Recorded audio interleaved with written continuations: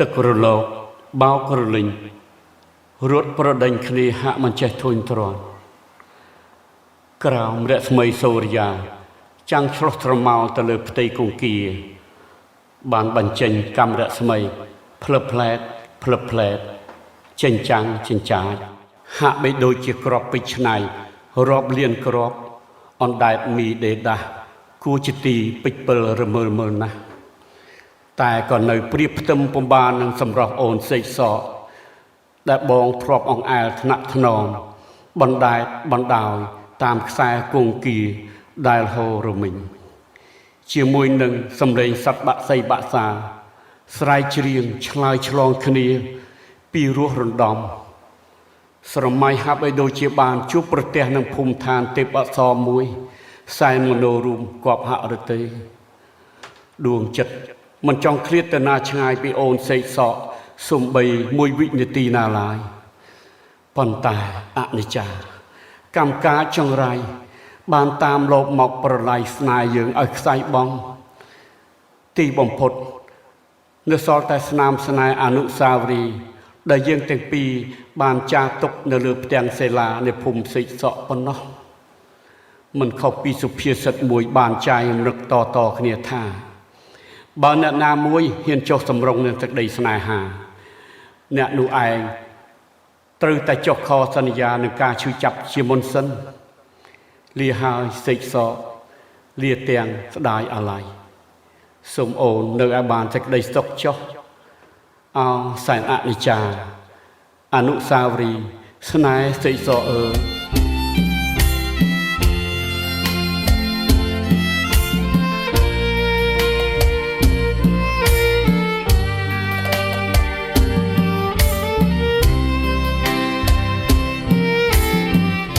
នឹកដល់សេកសងទឹកខរលេងប្រឡប់បោកបាច់បណ្ដាញរត់រមិញលើផ្ទាំងសិលាប្រលើប្រឡងរៀបថ្មាដោយស្ដាខែផែលមិនដែលអាធមា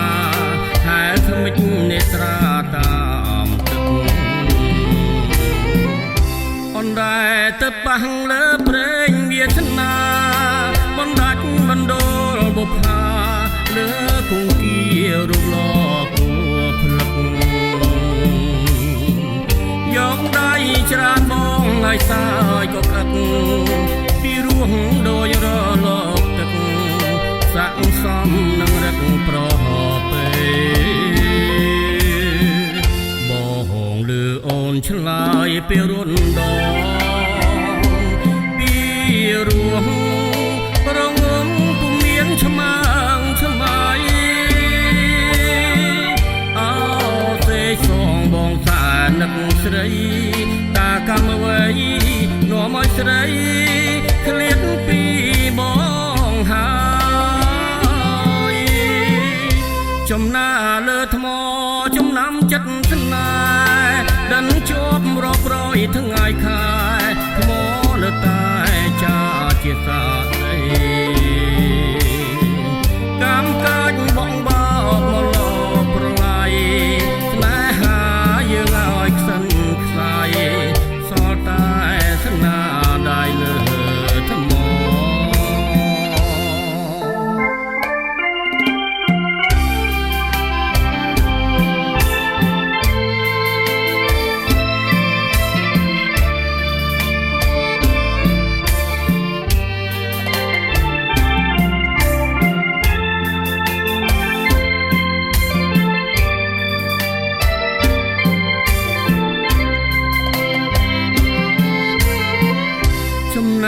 លើថ្ម